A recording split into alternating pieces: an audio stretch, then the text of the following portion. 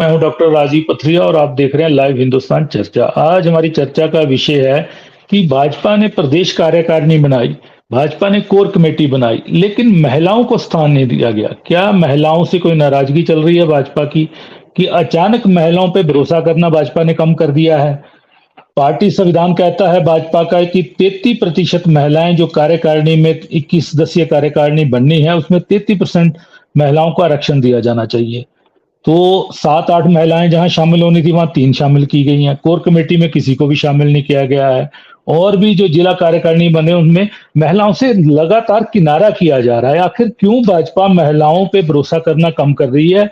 आज हम इसी विषय पे चर्चा करने जा रहे हैं। आज हमारे साथ चर्चा में भाग ले रहे हैं भाजपा के प्रदेश प्रवक्ता हैं विवेक शर्मा जी, वो हमारे साथ आज जुड़े हैं।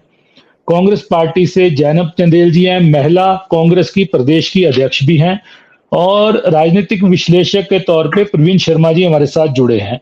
तो मामला बड़ा संजीदा है कि आधी आबादी कहलाती है महिला। प्रवीण जी, महिलाएं प्रदेश की आधी आबादी हैं, देश की भी आधी आबादी हैं, लेकिन हिमाचल प्रदेश में भाजपा को अब भरोसा शायद महिलाओं पे नहीं लिया रहा है, इसलिए उन्होंने अपनी कार्यकारिणी से भी इनको दूर कर दिया है। प्रवीण जी, इस विषय को आप किस तरह से देखेंगे कि आखिर क्यों महिलाओं से दूरी बना रही है भाजपा? जी प्रवीण जी। डॉक्टर साहब, आधी आबादी से जुड़ा हुआ मसला है, बहुत महत्वपूर्ण मसला है। ये सिर्फ भारतीय जनता पार्टी नहीं, कांग्रेस में भी लगभग यही हालत है। परंतु क्योंकि आज चर्चा भारतीय जनता पार्टी के ऊपर है, तो निश्चित रूप से भारतीय जनता पार्टी में महिलाओं को बहुत सम्मान दिया जाता रहा है। परंतु जिस तरह से पिछले कुछ समय से संगठन में उनको स्थान नहीं मिला है, जो भारतीय जनता पार्टी का संविधान है, वो निश्चित रूप से एक चिंताजनक विषय है। वर्ष 2008 में, ऐसे भी पहले भारतीय जनता पार्टी हमेशा से इस बात को लेकर चिंता जताती रही है कि महिलाओं का सम्मान मिलना, महिलाओं को उनका अधिकार मिलना चाहिए, परंतु इतने लंबे समय तक सत्ता में नहीं रही। परंतु जब 2008 आया तो इस बात की जो चिंता थी ये बहुत ज्यादा स्तर पर होने लगी, और सुषमा स्वराज जी ने एक प्रस्ताव लेकर आई, और इसी महीने में, अगस्त के महीने में प्रस्ताव लेकर आई कि भारतीय जनता पार्टी के संगठन में महिलाओं को 33% आरक्षण दिया जाना चाहिए। और संविधान संशोधन भी हुआ इस चीज को लेकर, और अब ये रिटर्न हमारा भारतीय जनता पार्टी का संविधान है कि महिलाओं को संगठन में 33% आरक्षण दिया जाता रहा है। गाहे बगाए इस संविधान के साथ छेड़छाड़ भी होती रही है, परंतु इस बार थोड़ी सी परिस्थितियां, मुझे भी, मेरे लिए बड़ी हैरानी वाली बात है, क्योंकि डॉक्टर राजीव बिंदल जी के साथ मैंने बहुत लंबे समय तक काम किया है। महिलाओं के प्रति सम्मान उनकी एक बहुत बड़ी विशेषता है, उसके बावजूद उनके संगठन में महिलाओं को स्थान न मिलना ये चिंता का विषय है। आज जहां पर 21-22 लोगों की कार्यकारिणी, प्रदेश कार्यकारिणी भारतीय जनता पार्टी की होती है, उसमें 20 स्टेट के अनुसार भारतीय जनता पार्टी को 8 महिलाओं को स्थान मिलना चाहिए था। मेरी जानकारी के अनुसार अभी तक सिर्फ 3 महिलाओं को उसमें स्थान मिला है।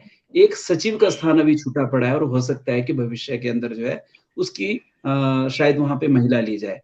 परंतु इससे जो सबसे बड़ा, ये बहुत बड़ा चिंता का विषय नहीं था मेरे लिए, हो सकता था कि यहाँ पे गड़बड़ी होगी, परंतु इसके चक्कर में क्या हुआ कि मैं प्रदेश में जो जिला की कार्यकारिणियां हैं उन कार्यकारिणियों को देख रहा था, तो सिर्फ शिमला जिला की कार्यकारिणी को छोड़कर किसी ने भी संविधान की जो ये एक मैंडेटरी वो था, रूल था कि महिलाओं को 33% आरक्षण मिलना चाहिए, वो नहीं मिला है। मतलब पालमपुर जैसे जिला में तो हार्डली 2 महिलाओं को स्थान मिला हुआ है।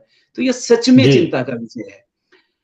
और जो सबसे बड़ी बात है, भारतीय जनता पार्टी को क्यों चिंता करनी चाहिए इस बारे में?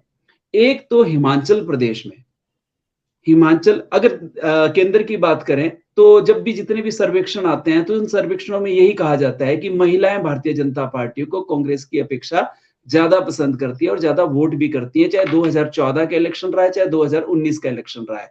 जितने भी सर्वे हुए हैं उन सर्वों में जो है ये पाया गया है कि महिलाएं ज्यादा सपोर्ट करती रही हैं। हिमाचल प्रदेश में जो पिछली बार लोकसभा चुनाव हुए थे तो 72% महिलाओं ने वोट किया, तो 68% पुरुषों ने वोट किया था। और इसके कंपैरिजन में 2022 के अगर आंकड़ों को अगर आप देखें तो महिला जो टोटल वोट पड़े हैं वो 76% वोट पड़े हैं, और इस 76 पॉइंट में भी 76.8% जो महिलाओं ने वोट किया, सिर्फ 72% जो है वो वोट जो है वो 78.8% जो महिलाओं ने किया और 72% जो है वो पुरुषों ने किया। मतलब महिलाएं हिमाचल प्रदेश में भी लगभग 82,000 जो वोटर्स हैं उन्होंने इस पर जी, ज्यादा वोट किया। महिलाएं वोट करती है वोट और देने भारतीय में भी जनता आगे हैं, बिल्कुल, पार्टी वोट देने में भी आगे बिल्कुल। हैं। देखो, जी, और दोनों पार्टियां इस चीज की महत्ता को समझती है। महिला ने कांग्रेस ने क्या किया कि महिला सम्मान निधि लेकर की बात लेकर आई कि 1,500 रुपए देंगे, और भारतीय जनता पार्टी उसके कंपैरिजन में क्या लेकर आई थी कि हम जो है हर महिला को स्कूटी देंगे या हर बच्ची को साइकिल देंगे। ठीक है, बिल्कुल। कांग्रेस की तरफ वो मूव की, पर वही 1% 2% का मत जो है भारतीय जनता पार्टी के ऊपर भारी पड़ गया। जी, अगर महिलाओं के प्रति सम्मान दिखाया होता तो शायद भारतीय जनता पार्टी कंपैरेटिवली ज्यादा आगे चली, मतलब ये 1% के इसको पूरा कर सकती थी। एक और बहुत बड़ी बात जो मुझे फील हुई कि ये जो एक परिवर्तन आ रहा है, जो मैंडेटरी नियम के बाद भी महिलाओं को उनका स्थान नहीं दिया जा रहा है, वो पता है कैसे देखने को मिला? अभी आईटी सेल, कल ही मैंने देखा आईटी सेल की घोषणा हुई हाँ, भारतीय उसमें जनता भी पार्टी महिलाएं की नहीं IT, है, बिल्कुल, उसमें सिर्फ एक महिला है। बिल्कुल। और जबकि मोबाइल, देखो सोशल मीडिया और आईटी सेल दो अलग अलग सेल है भारतीय जनता पार्टी में, और मेरे लिए तो बड़े सौभाग्य की बात है कि आईटी सेल को शुरू करने वाला व्यक्ति ही मैं रहा हूं। परंतु भी सबसे बड़ी बात है, आप आधी आबादी को बिल्कुल ही बाहर रख रहे हो, बिल्कुल। जबकि सबसे ज्यादा यूज जो है वो ये करते हैं, उसकी तरफ दूसरी तरफ को कांग्रेस की तरफ को मूव करते हैं। तो कांग्रेस में तो महिलाओं को और भी बुरी हालत है। कांग्रेस ने क्या काम किया, इस बार सिर्फ 3 ही महिलाओं को टिकट दिया। भारतीय जनता पार्टी ने तो 6 को दिया, उनमें से एक जीत कर आ गई, पर कांग्रेस ने सिर्फ 3 को दिया। और कांग्रेस की पर हालत ये है कि कांग्रेस की कार्यकारिणी तो बैलेंस है, उसमें महिलाओं को उचित महिलाओं के प्रतिनिधित्व अध्यक्ष है है, और तो उनकी अध्यक्ष अध्यक्ष भी महिला है उनकी तो। बस वहां पे वो लेकिन बच जाती है कि भाजपा उनकी, ने तो एकदम से दूरी बना ली चुनावों के हाँ, बाद, जो नई भाजपा ने तो एकदम कार्यकारिणी से दूरी जितनी बना बन ली। रही है। हाँ, मतलब बिल्कुल। मेरे लिए दोनों की तरफ को हैरानी की बात है कि इतने सारे चेयरमैन कांग्रेस में भी बने, उनमें कोई महिलाओं का नाम नहीं आ रहा है। और दूसरी जी, तरफ जो है भारतीय जनता पार्टी ने तो एक तरफ से, मुझे पता नहीं क्यों ऐसा लग रहा है कि पूरी तरह से दूरी बना। कल मैं मंडी की कार्यकारिणी देख रहा था, तो वहां पे सिर्फ 3 महिलाओं को जिम्मेदारी है। मतलब जी, ये सच में समझ से परे है कि आखिरकार जब आपको सबसे ज्यादा महिलाएं सपोर्ट करती है, तो उन महिलाओं को आप क्या सोच पे किनारे पे रख रहे हैं?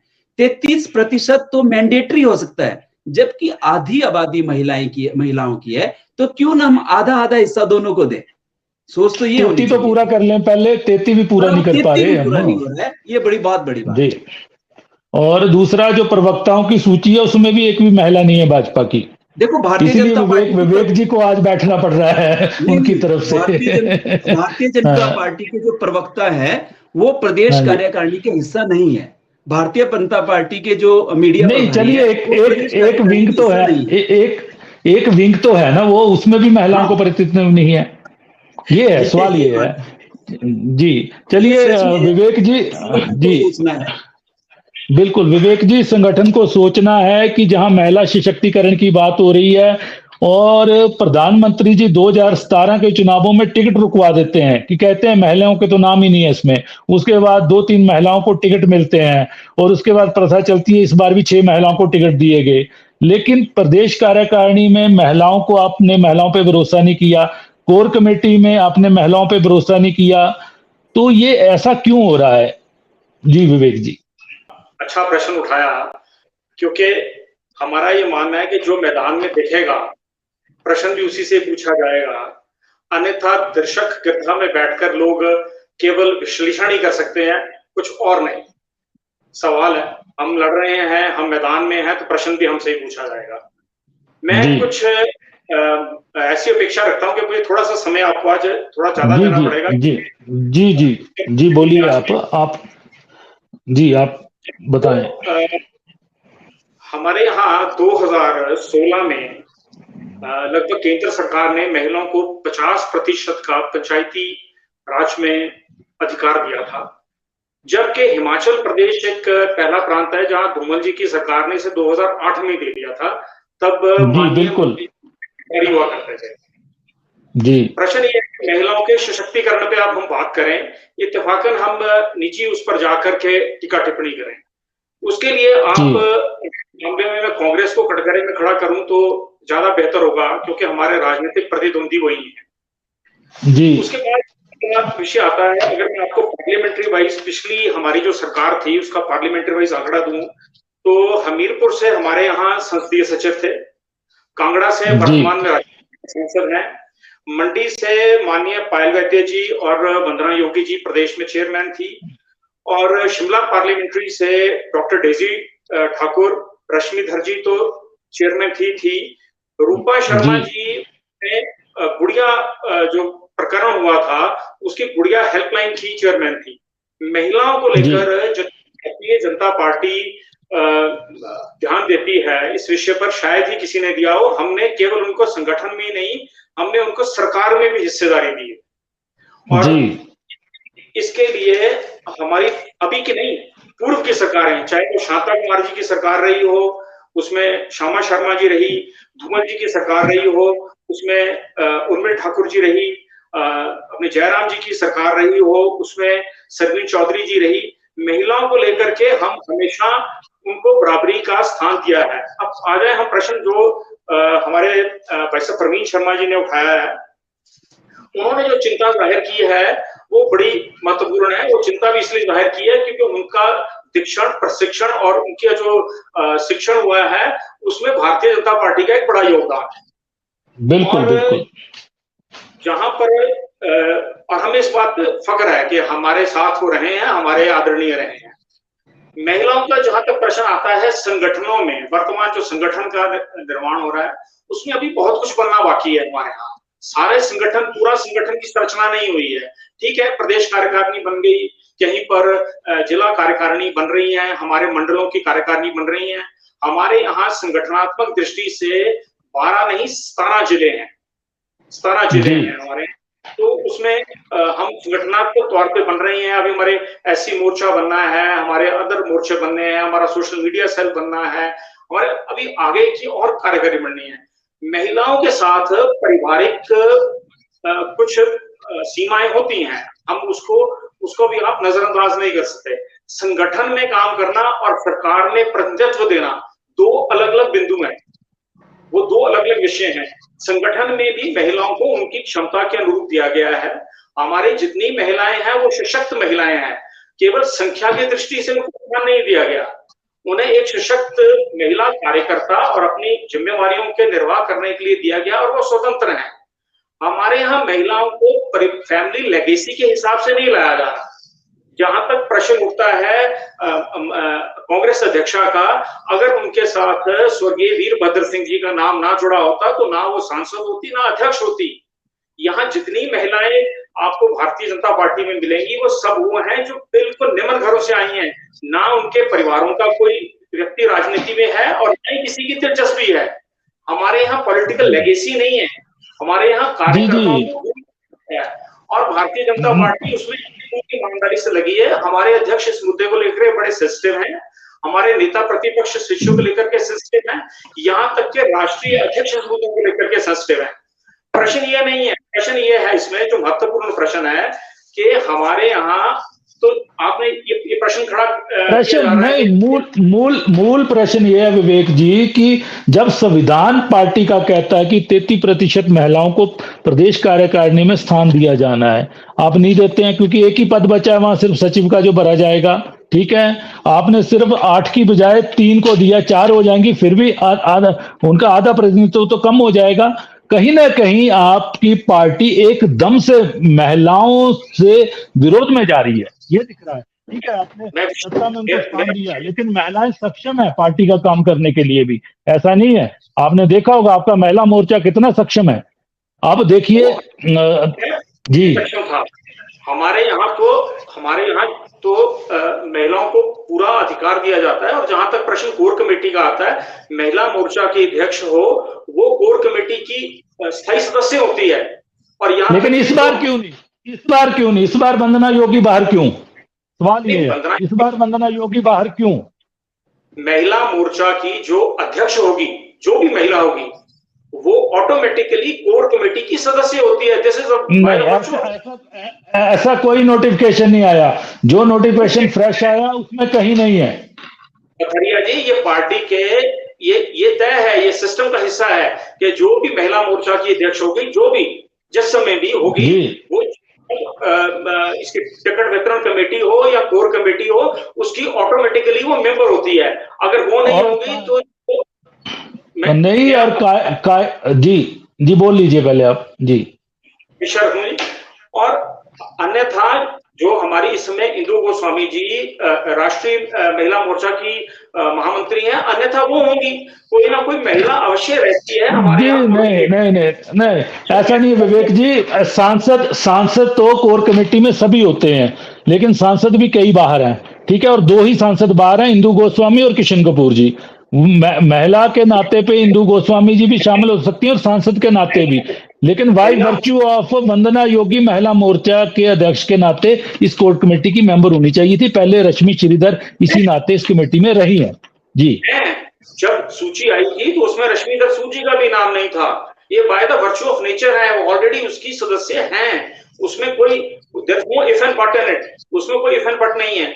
लेकिन प्रश्न इससे ज्यादा गंभीर है, हमारे ऊपर ये प्रश्न है, हमारे ऊपर ये सवाल खड़ा किया जा रहा है कि आपकी कोर कमेटी में महिला नहीं है, आपकी प्रदेश कार्यकारिणी में महिला नहीं है, जिला कार्यकारिणियों में भी स्थान नहीं दिया जा रहा है। सवाल ये उठेंगे, स्वाभाविक तौर पे उठेंगे। चलिए अब मैं जाऊंगा जैनब जी के पास, जाऊंगा विवेक जी, जैनब जी के आपके पास फिर आऊंगा, मैं अब आपके पास फिर आऊंगा। जैनब जी, सवाल ये है कि भाजपा जो महिलाओं के भरोसे पे आगे बढ़ती आई है, अचानक भाजपा जब सत्ता छोड़ के संगठन में आई है, नए संगठन की रूपरेखा तैयार हुई है, तो वो महिलाओं पे भरोसा कम करने लगी है।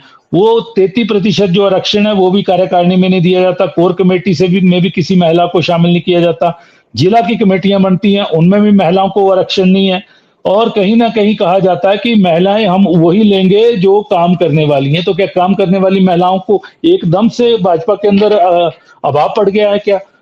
तो इसको कांग्रेस किस दृष्टि से देखती है? जी जैनब जी। देखिए, मैं ये कहना चाहूंगी, भाजपा का जो चरित्र है वो हमेशा से दोगला रहा है। ये महिला हितैषी होने का दावा तो करती है। अभी भाजपा के प्रवक्ता ने कहा कि सक्षम महिलाओं को लिया जाएगा। आपने 33% आरक्षण देने का अपनी पार्टी में, संगठन में वादा किया, और बावजूद उसके आप लोग उनको उनका हक नहीं दे रहे हैं, और यहाँ पर आकर आप बड़ी बड़ी बात कर रहे हैं।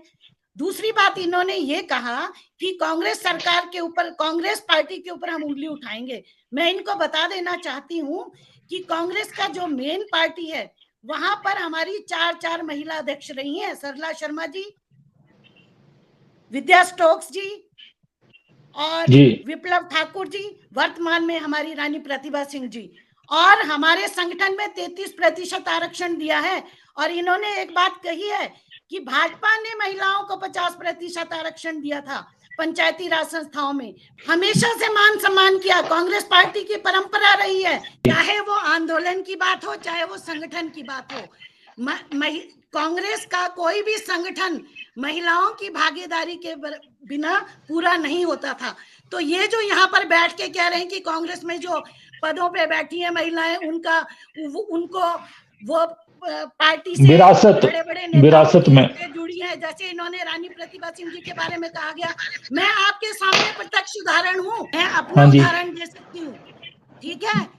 कांग्रेस में जो महिलाओं को आरक्षण दिया है पार्टी में, संगठन में, वो हमेशा से पार्टी देती आ रही है, और यही वजह है कि 4 महिला अध्यक्ष हमारी बनी है। उंगली उठाने से काम नहीं चलेगा। विवेक शर्मा जी, पार्टी की विचारधारा भले ही अलग हो, लेकिन जहां महिला अधिकारों की बात होगी तो वहां पर कांग्रेस पार्टी महिलाओं के साथ हमेशा खड़ी रहेगी। सवाल बड़े उठ रहे हैं, लेकिन महिलाओं पे, आधी आबादी पे अगर हम भरोसा नहीं करेंगे तो हम ना राजनीतिक प्रक्रिया में रह सकते हैं, ना सामाजिक प्रक्रिया में रह सकते हैं। तो ये मुझे नहीं लगता कि ये बिंदल जी से बहुत बड़ी चूक हुई है। ये कहीं ना कहीं उन्होंने पार्टी संविधान को या तो ढंग से देखा नहीं है, जबकि वो पहले भी एक बार अध्यक्ष रह चुके हैं, कभी पार्टी के महासचिव, कभी उपाध्यक्ष, संगठन के आदमी है वो बेसिकली। और अब जिलों में भी वही अनुसरण किया जा रहा है, पद तो भरे जा रहे हैं, लेकिन महिलाओं के स्थान को, महिलाओं को वंचित किया जा रहा है। सक्षम महिलाएं नहीं है। विवेक जी ने यह भी किया कि सक्षम को ही देंगे, तो क्या ये अचानक से सत्ता में जाने के बाद महिलाएं सक्षम नहीं रही? इन्होंने सत्ता में तो उनको बहुत स्थान दिया महिलाओं को। तो ये आगे क्या महिलाएं क्या सोचेंगी प्रदेश की? जी प्रवीण जी। एक बात तो ना सबसे पहले जो मुझे लगती है, भारतीय जनता पार्टी को इस बात को समझना चाहिए कि ये भाजपा या कांग्रेस के बीच की लड़ाई नहीं है कि किसने किसको ज्यादा सम्मान दिया और किसने कम सम्मान दिया जी। ये तो अपने अंतर्मन में, अपनी अंतरात्मा में झांकने का विषय है कि क्या जिस आबादी की वजह से भारतीय जनता पार्टी यहां तक पहुंची है कि कहीं हम उनको सम्मान देने से वंचित तो नहीं हो रहे हैं। जी। ये बहस का विषय, बहस में अपने आप को प्रोटेक्ट कर सकते हैं, ठीक है, वो उनका राइट है, उनको करना चाहिए, परंतु सबसे बड़ी बात है कि ये सोचने का विषय है। और जैसा कि आपने कहा, मैं अभी भी मानता हूं कि मैंने अब तक जिन नेताओं के साथ काम किया उनमें डॉक्टर राजीव बिंदल को मैं सर्वश्रेष्ठ मानता हूं, परंतु चूक हुई है, इसमें कोई दो राय नहीं है, चूक हुई है और उसकी गलती की देखा देखी में निचले स्तर तक ये जो सारा का सारा चला गया। जी। आज जैसे जैनब जी ने कहा, बहुत अच्छी बात कही कि उन्होंने 4 महिला अध्यक्ष बना ली। हम लोग आज तक एक महिला अध्यक्ष नहीं दे पाए हैं, छोड़िए हम लोगों ने आज तक महिला महामंत्री भी नहीं दी। और इससे सबसे बड़ा नुकसान क्या हो गया कि हम जो है कभी जिला अध्यक्ष महिला नहीं दे पा रहे हैं, हम लोग कभी मंडल अध्यक्ष महिला नहीं दे पा रहे हैं, हम मंडलों में महामंत्री नहीं महिला दे पा रहे हैं। ये क्रिटिसिज्म नहीं है, ये आलोचना नहीं है, पर भारतीय जनता पार्टी को, नरेंद्र मोदी जी को सबसे ज्यादा अगर कोई सपोर्ट करता है तो महिलाएं करती है। अगर ये मैसेज कहीं स्प्रेड हो जाता है कि भारतीय जनता पार्टी जो है अपने संगठन में महिलाओं को स्थान नहीं देती है, तो निश्चित रूप से महिलाओं का मोह भंग होगा। और मैं फिर कह रहा हूं, 82,000 ये छोटा आंकड़ा नहीं है, 82,000 महिलाओं ने ज्यादा वोट किया है पुरुषों के कंपैरिजन में पिछले चुनाव में। और ये सारी चीजें ध्यान में रखे हुए भारतीय जनता पार्टी को अपना, जिसको कहते हैं ना कि एक पीछे मुड़ के जरूर देखना चाहिए कि कहीं गलती तो नहीं हो रही है। अगर गलती हो रही है तो उस गलती को सुधारने की आवश्यकता है। मैं आपको बताता हूं, 2017 का चुनाव, मेरा व्यक्तिगत रूप से ये विश्लेषण है कि अकेला महिला मोर्चा और अनुसूचित जाति के जो मोर्चों के भारतीय जनता पार्टी के सम्मेलन है, उनके दम पे ही हम लोग ये चुनाव निकाल के चलेंगे। इतने जबरदस्त उनके इंदु गोस्वामी जी के नेतृत्व में जबरदस्त घेराबंदी उन लोगों ने की अनुसूचित जाति का। और ऐसा नहीं मैं कह रहा हूं कि पूरा संगठन नहीं लगता है, पूरा संगठन लगता है, पर पूरे संगठन के बाद भी जो है वो कहीं ना कहीं एक पर्टिकुलर वर्ग ने बहुत ज्यादा काम किया। दूसरा एक और आपने बात उठाई थी कि कोर ग्रुप में जो है वो महिला नहीं है। Core group Bharatiya Janata party का संवैधानिक हिस्सा नहीं है, तो लेकिन सभी निर्णय से के नहीं, वो संवैधानिक हिस्सा नहीं है प्रवीण जी, लेकिन सभी मुख्य फैसले कोर ग्रुप में होते हैं। और महिला मोर्चा की अध्यक्ष और बतौर सांसद इंदु गोस्वामी को भी उसके अंदर होना चाहिए था, लेकिन ना वंदना योगी है ना वो है जी, इसलिए ये मैंडेटरी नहीं था। हाँ, परंतु जो चुनाव समिति जो भारतीय जनता पार्टी की सबसे महत्वपूर्ण समितियों में से एक है, बाय वर्च्यू, डोगरा जी शायद थोड़ा बोलने में वो अलग हो गए, परंतु बाय वर्च्यू ऑफ पोस्ट जो है महिला मोर्चा की अध्यक्ष है, चुनाव समिति की जो भारतीय जनता पार्टी की चुनाव समिति है उसकी मेंबर होती है। वो युवा मोर्चा का भी होता है।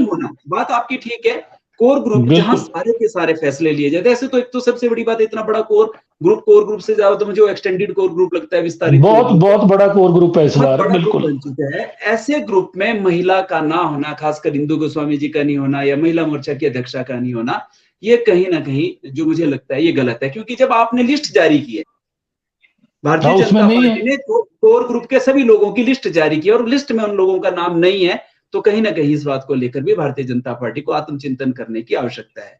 और हम लोग तो एकदम कार्यकर्ता हमेशा अपनी पार्टी के भले के लिए सोचता है, क्योंकि एक बार जब कार्य करता है वो हमेशा के लिए कार्य करता है। आज विषय ये नहीं है कि मैं भारतीय जनता पार्टी को कुचोट रहा हूं, पर भारतीय जनता पार्टी को इस चीज के लिए सोचना चाहिए जी। आप गलत चीज को मत डिफेंड करिए, गलत चीज को डिफेंड करेंगे विवेक जी, आत्म मंथन की जरूरत है, आत्म चिंतन की जरूरत है, क्योंकि महिलाओं पे एकदम से भरोसा कम कर देना, और कम क्या मतलब पूरी तरह से कम कर देना, ये कहीं ना कहीं भाजपा को महिलाओं, प्रदेश की महिलाओं के बीच उसका जो एक चित्रण है उसको खराब करेगा।